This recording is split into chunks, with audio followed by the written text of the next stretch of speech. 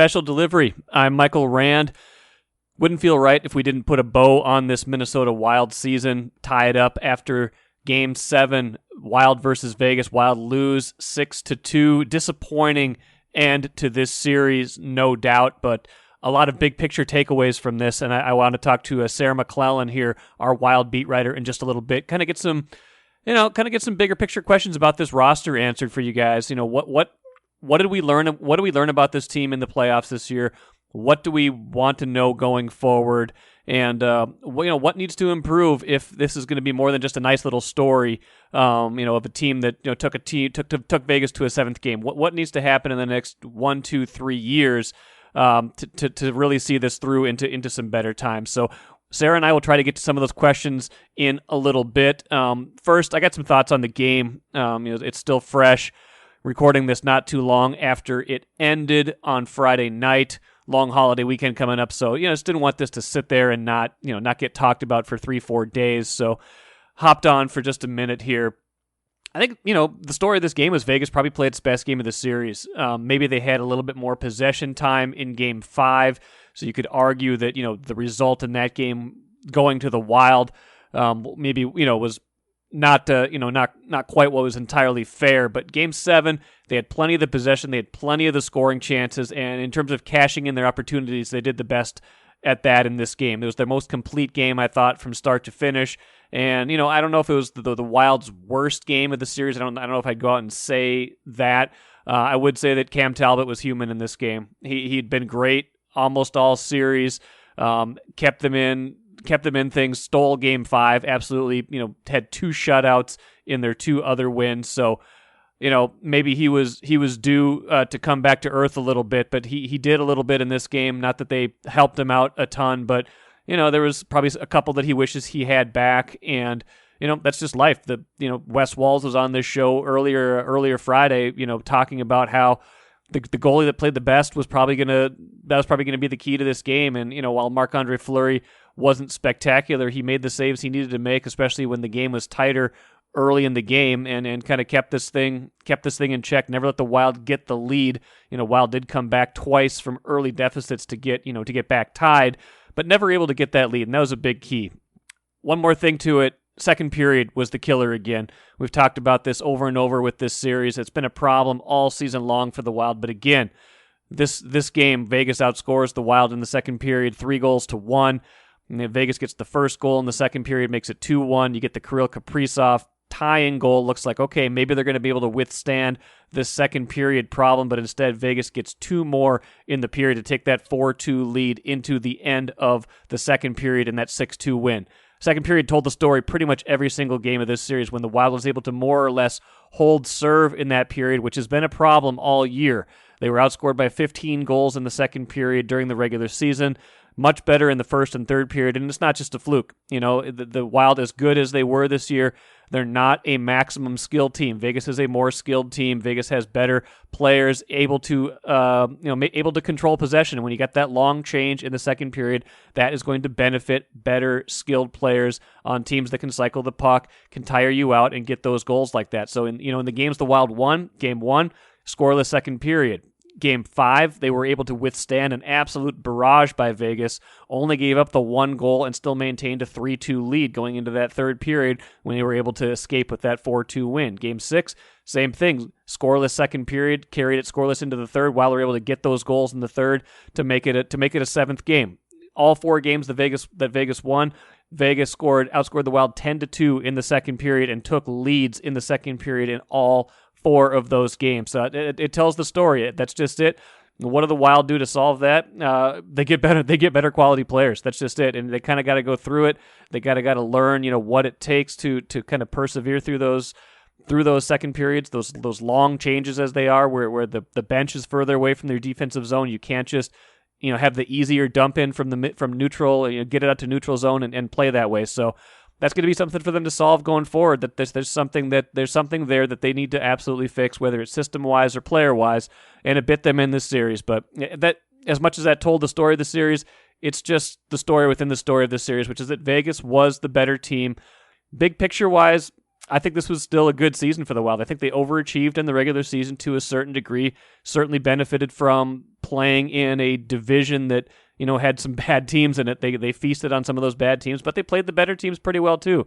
They played Vegas really well in the regular season. They showed up against Colorado when they had to, struggled a little late against St. Louis, but that was kind of when things were more or less, decided at the end. So I will be interested to see when they go back to a regular schedule, when they're playing, a wider variety of teams, how that shakes out. But I did think they overachieved in this regular season, and in getting Vegas to a 7th game, I think that qualifies as a slight overachievement in the playoffs. I think you could have made the case that they certainly could have won this series, and obviously when they're only a game away, they could have. But if you look at it, Vegas was the better team to take a better team to a Game 7.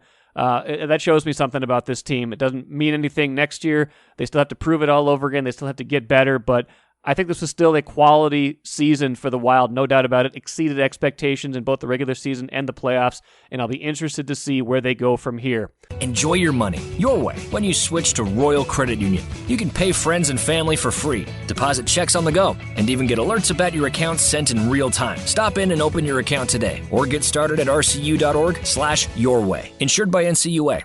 A lot of that has to do with the roster construction they will do going forward. Sarah McLellan joins me right now to help break that down. Sarah, thanks for joining me. Wild season, a big success during the regular season, and I wouldn't even say playoff disappointment necessarily. I think they just ran into a better team in Vegas, but I'm curious from your perspective, first off, what do you think we learned about this team, beyond the regular season? What do we learn from the playoffs that makes you think, okay, this needs to be tweaked, that needs to be tweaked versus, we still, if you're Bill Guerin, we still like this about this team, stay the course. What do we learn, I guess, from the playoffs?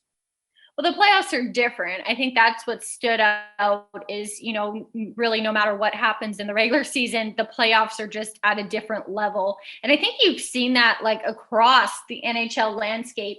When you look at series and teams that have had success, it doesn't necessarily matter who was the better seed or who had the better regular season. I think especially in this season, maybe where there's especially more familiarity in this division format between teams, the teams that seem to be battle tested and that have that experience in the playoffs seem to have, had that edge. I think particularly of like the Winnipeg Edmonton series.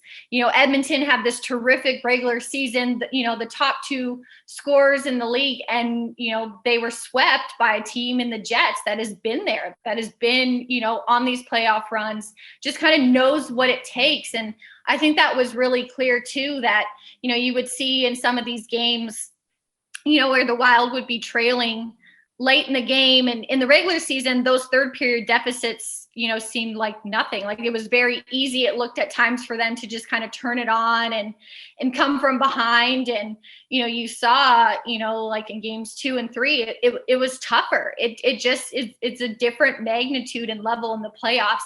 And so part of that just is experience, part of that is just going through it. But I think also you can, kind of build your roster to have success at that time of year. And I think that's where depth really plays a part in that. I think you saw, with how Vegas played, especially early in the series, not having Max Pacioretty on the ice, it was a team that was still finding ways to score and win because of the contributions that were coming lower in the lineup. It wasn't all Mark Stone and Alex Tuch. And so I think, looking at the roster, you can see where areas to improve. And I think that depth up the middle becomes key, especially in the playoffs. Not so much just, for scoring, but you see how face-offs become so magnified, and winning a draw, whether to set up an offensive play or, to win possession in the defensive zone and get a much needed clear. So I think, the center ice position was always and continues to always, it seems like, be under the microscope for the Wild. But I think in the playoffs, center depth becomes even more key. And just, lower in the lineup. I think a lot of times, it can play out that the top two lines can kind of neutralize each other. And then it's up to 3 and 4 to potentially have the opportunity to decide series. So, I don't think that should be an afterthought, for organizations that are trying to beef up and kind of tailor their lineup to have success later in the season is, who are on those lines and who, shows and has, what appears to be the skill set to deliver at that time of year. Given that, and given, we get into a little bit of big picture stuff, and it's a flat cap year that they're coming up on with the salary cap. They've got some guys that need to get paid. They've got, some decisions to make roster wise. How do you, without, maybe kind of preliminarily putting on your general manager hat, I'm sure Bill Guerin hasn't gone through all of these scenarios and decided exactly what he wants to do, but there's some bigger decisions looming. You've got, expansion coming up too. Like, how do you at least kind of maintain the quality you had on this roster when you're not going to be able to spend a lot of money and you're going to have increased expectations next year based on, taking a step forward this year?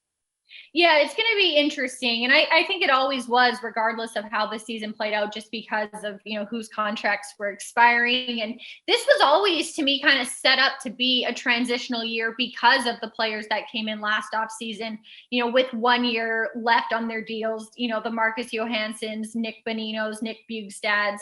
So I think there's assessments obviously to be made there. But obviously the big, key signings are the top 3 goal scorers. It's Kirill Kaprizov, Kevin Fiala, and Joel Eriksson Ek.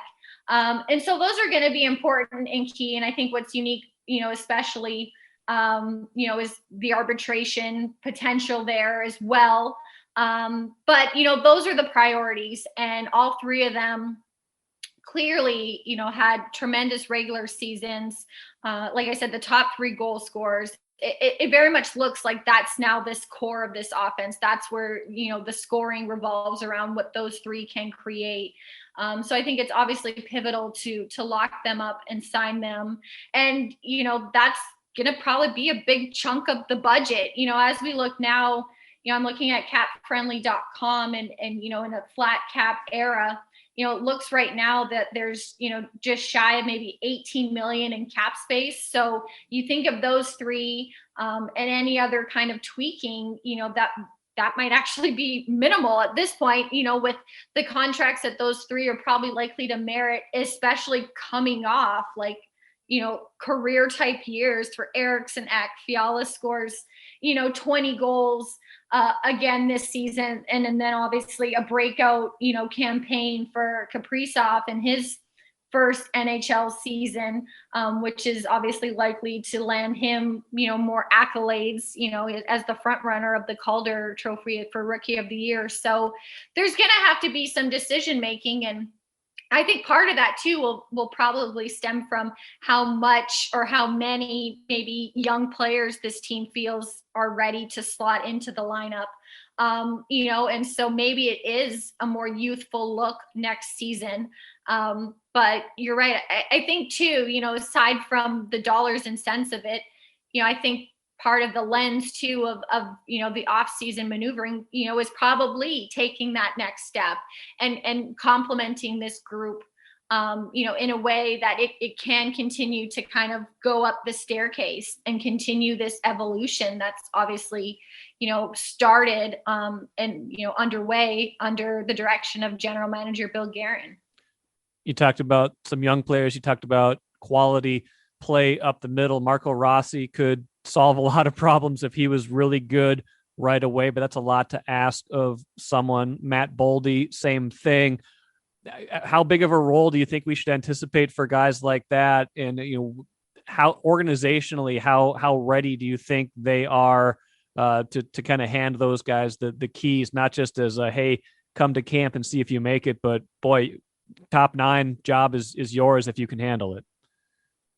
That'll be interesting to watch. And I think, how they prepare in the off season and come into training camp will probably be a big part of that, I think, too, for us to kind of decide and kind of gauge their readiness. But I think too, though, clearly, I think the organization has been patient. And I think, we've seen that they haven't necessarily tried to rush anybody in. And, with Rossi's situation in particular, obviously seeing how he feels and rebounds after his complications with COVID-19.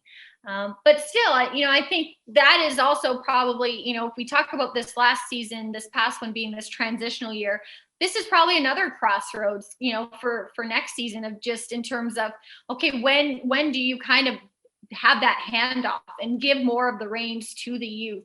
It's obviously a pipeline that has been stockpiled.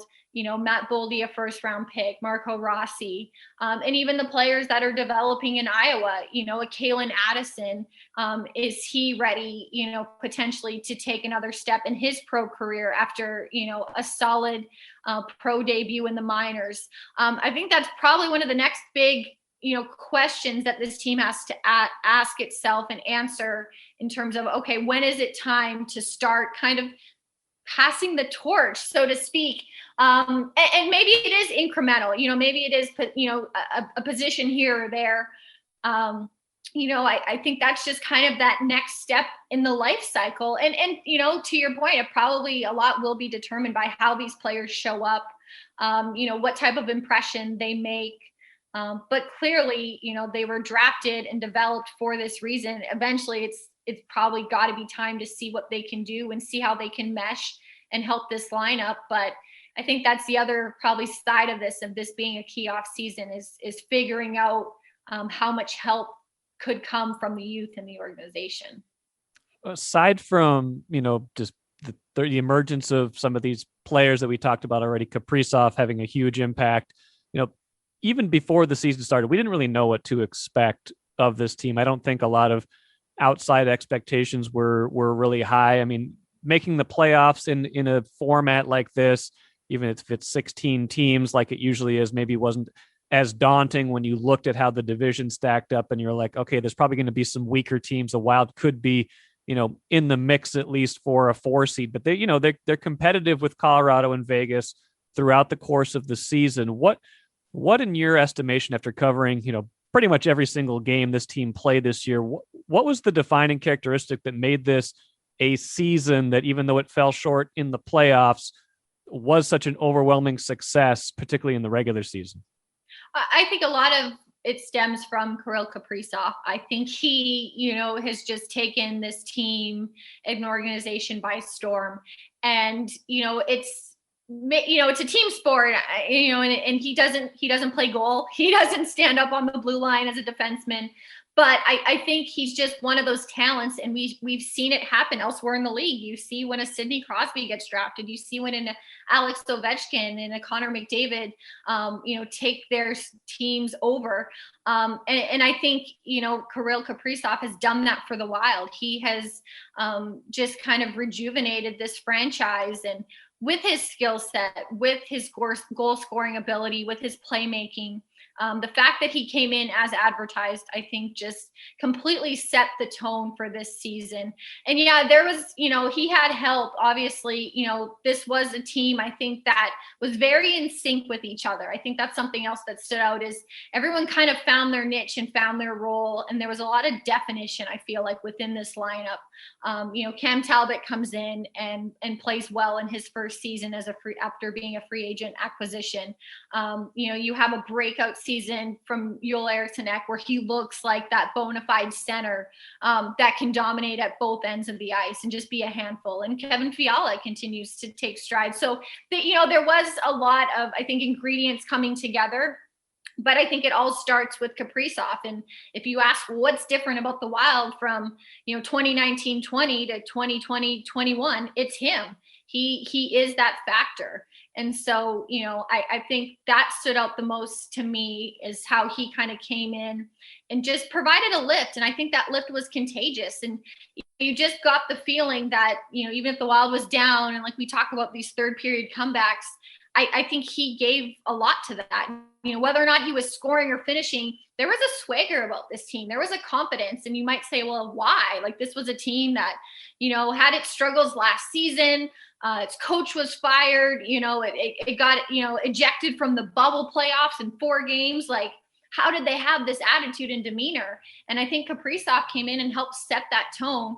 obviously, it's not a one-man team. It's not a one-man crew, but I think his addition just kind of changed that vibe and probably validated or vindicated this change that has been going on in the organization. And, you see Jared Spurgeon now as captain and Marcus Foligno playing such a prominent role for this team on the ice as a leader. It just feels new. And I think for a Wild franchise that has been looking for something, to kind of kickstart it and get it going in that direction, I think that was probably very positive and encouraging from that franchise bird's eye view level. Plenty of other looming questions potentially as well. You got expansion, so they're going to probably lose a player that they would like to keep under ideal circumstances, but that's something that's every team's going to have to deal with. And perhaps, and this is probably a question for another day, but perhaps there's a Zach Parise question at some point as well, given the season he had, the ups and downs, the contract, the 4 years he still has left on it, the no move.